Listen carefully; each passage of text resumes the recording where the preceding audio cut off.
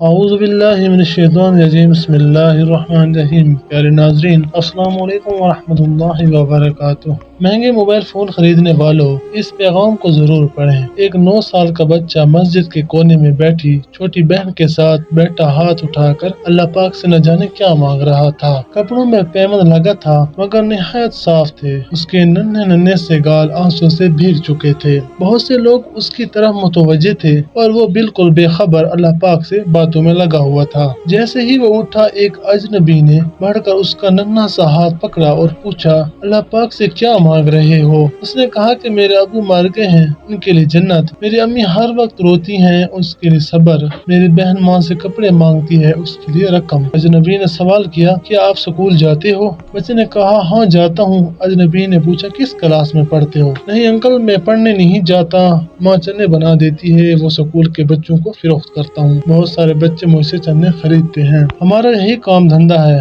بچے کا ایک ایک لفظ میری روح میں اتر رہا تھا۔ تمہارا کوئی رشتہ دار؟ اجنبی نہ چاہتے ہوئے بھی بچے سے پوچھ بیٹھا۔ امی کہتی ہے غریب کو کوئی رشتہ دار نہیں ہوتا، امی کبھی جھوٹ نہیں بولتی، لیکن انکل جب ہم کھانا کھا رہے ہوتے ہیں اور میں کہتا ہوں امی آپ بھی کھانا کھاؤ، وہ کہتی ہے میں نے کھا لیا ہے، اس وقت لگتا ہے وہ جھوٹ بول رہی ہے۔ بیٹا اگر گھر کا خرچ مل جائے تو تم پڑھو گے؟ بچہ بالکل نہیں، کیونکہ تعلیم حاصل کرنے والے غریبوں سے نفرت کرتے ہیں، ہمیں کسی پڑھے ہوئے نے کبھی نہیں پوچھا، پاس سے گزر جاتے ہیں۔ اجنبی حیران بھی تھا اور پریشان بھی۔ پھر اس نے کہا کہ ہر روز اسی مسجد میں آتا ہوں، کبھی کسی نے نہیں پوچھا، یہاں تمام آنے والے میرے والد کو جانتے تھے مگر ہمیں کوئی نہیں جانتا۔ بچہ زور زور سے رونے لگا۔ انکل جب باپ مر جاتا ہے تو سب اجنبی بن جاتے ہیں۔ میرے پاس بچے کے سوالوں کا کوئی جواب نہیں تھا۔ ایسے کتنے معصوم ہوں گے جو حسرتوں سے زخمی ہیں۔ بس ایک کوشش کیجیے اور اپنے ارد گرد ایسے ضرورت مند یتیموں اور بے سہارا کو ڈھونڈیے اور ان کی مدد کیجیے۔